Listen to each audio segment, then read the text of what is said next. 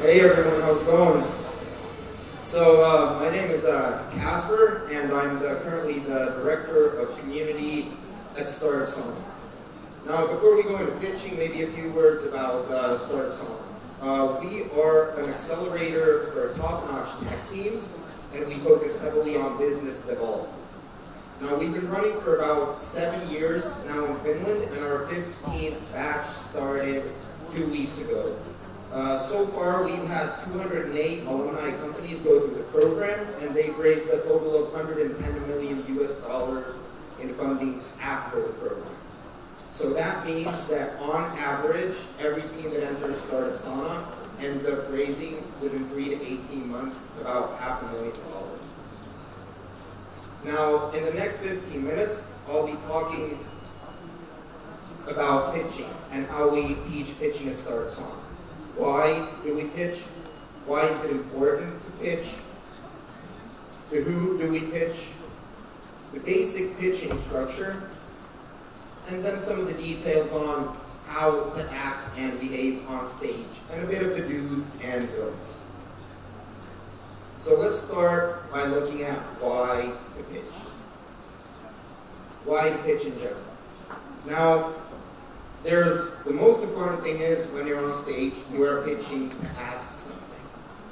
You're pitching because you want the people in the audience to do something. I am pitching the art of pitching to you right now. And you have to understand that pitching is not only related to startups. Pitching has profoundly changed my life, and I hope it will change yours as well.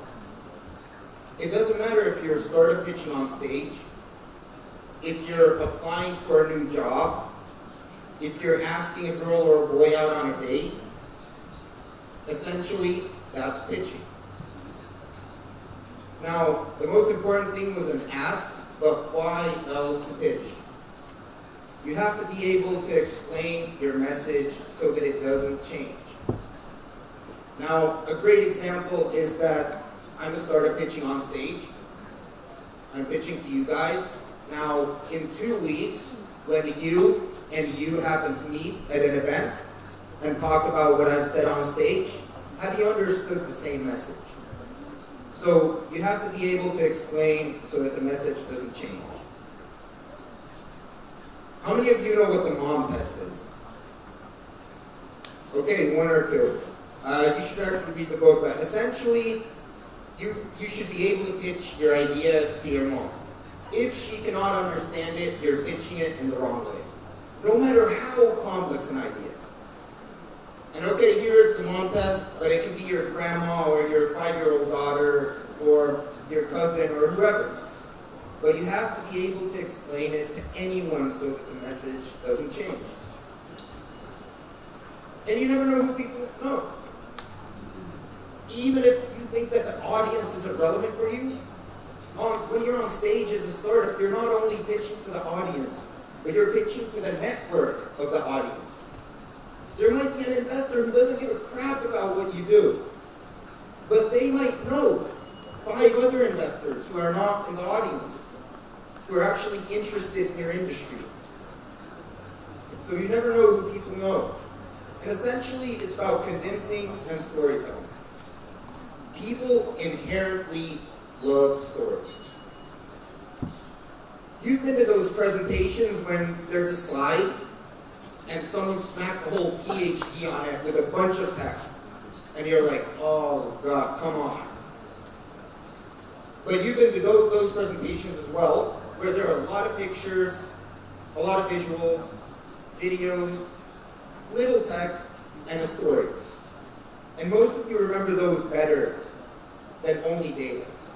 Data can help, text can help, but essentially it's about convincing and storytelling.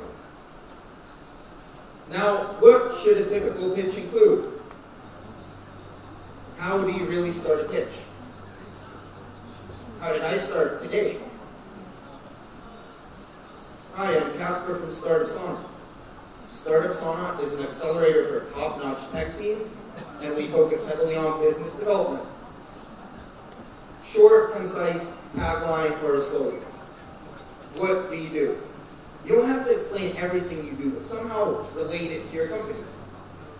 A few examples from the States: Uber, everyone's private driver. Nokia, Finland, connecting people. Alibaba, global trade starts now. Tencent, the power of connection. So start with a slogan and a tagline, because people typically remember the first and last thing of your presentation. So even if they don't listen to whatever you're saying in the middle, at least they'll know your slogan and tagline are able to tell that to others. And typically after that you go to the problem. What problem do you have? What are you solving? How did you find the problem? Relate it to a personal story. Why is it a problem, and to who it is a problem? Have you talked to anyone to find out that it is an actual problem? To a lot of people, not only you. And typically, after the problem comes the solution. Now, this is the structure of a pitch, but these don't have to be in this specific order. But we at Startup Sauna have noticed that this order typically works for a 3-minute pitch, for a 5-minute pitch, for a 7-minute pitch.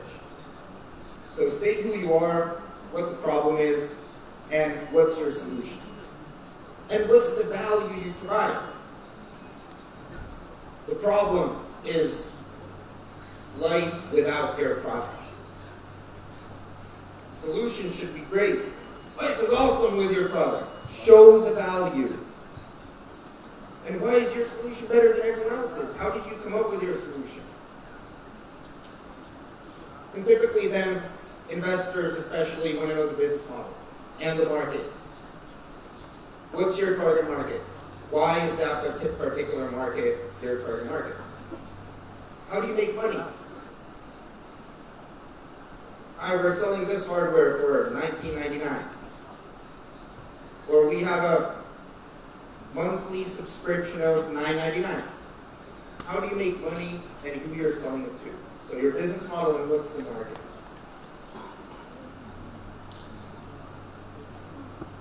And then traction. How many of you know what traction is?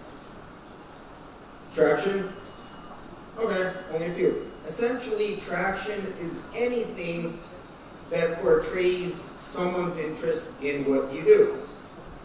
And it's not from the family, friends, and fools category, but someone else.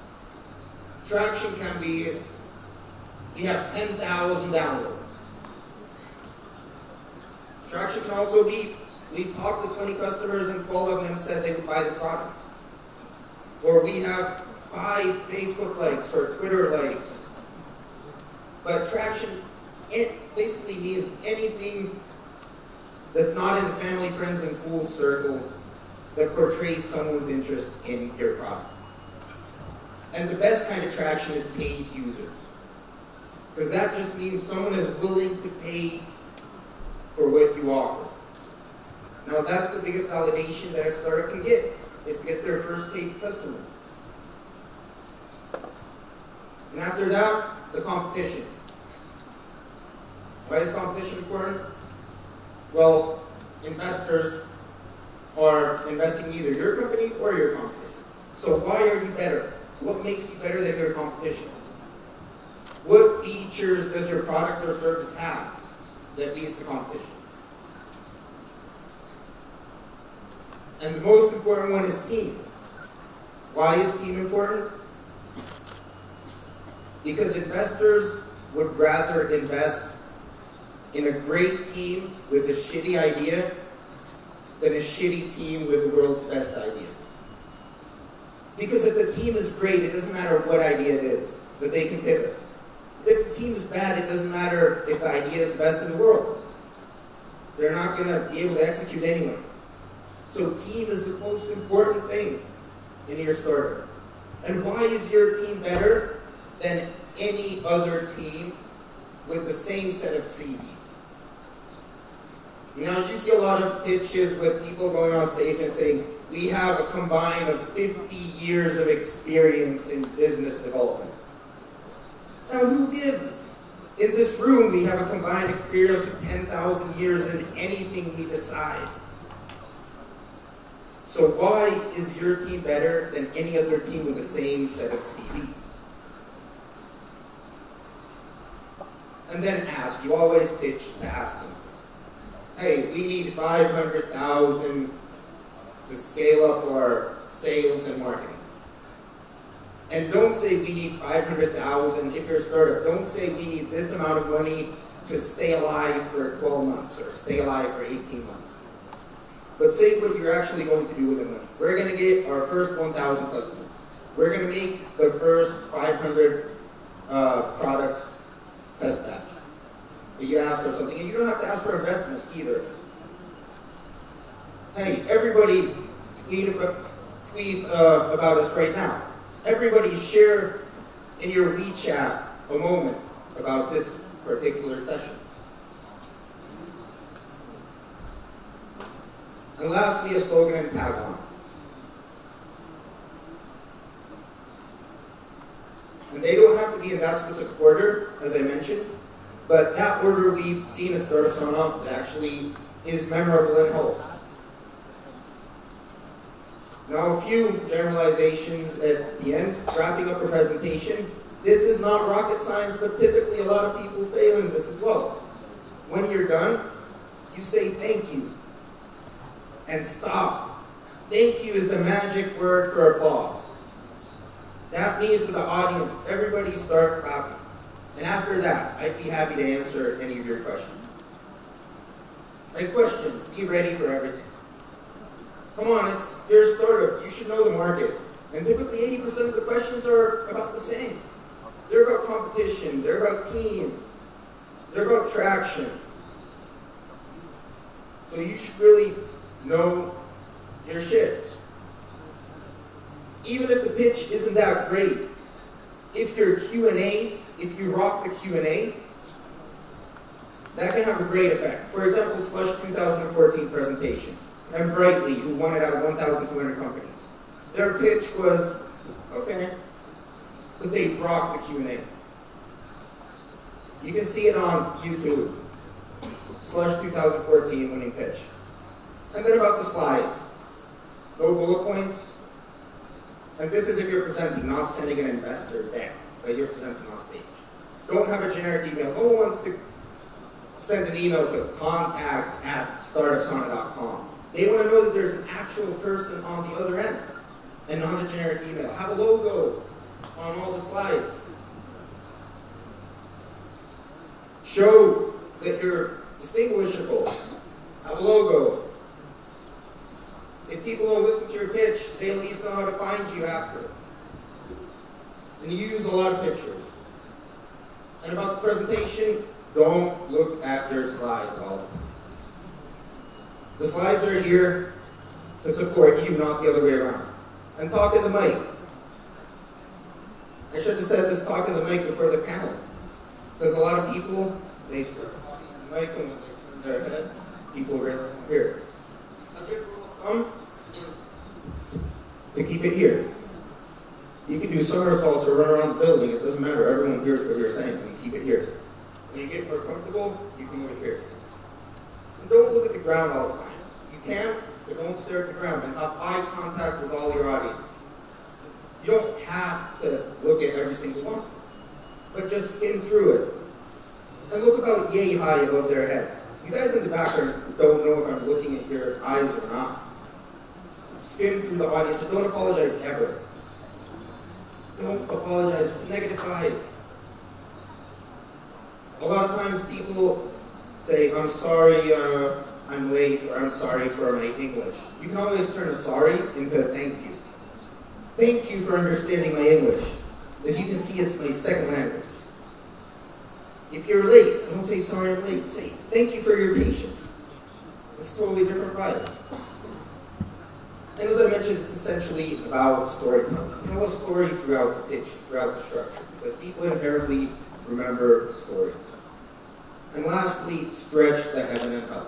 Hell, the world without your product. Heaven, the world with your product. The further you stretch these, the bigger the value. and the value is what makes people value your product. So to recap, explain the problem and the solution, and show the value you provide. Always pitch to ask something, and know your slides. You can look at them, but don't stare at them. And it's essentially about convincing storytelling in heaven and hell. Now that, in short, is how we teach pitching at Startup Song. Thank you.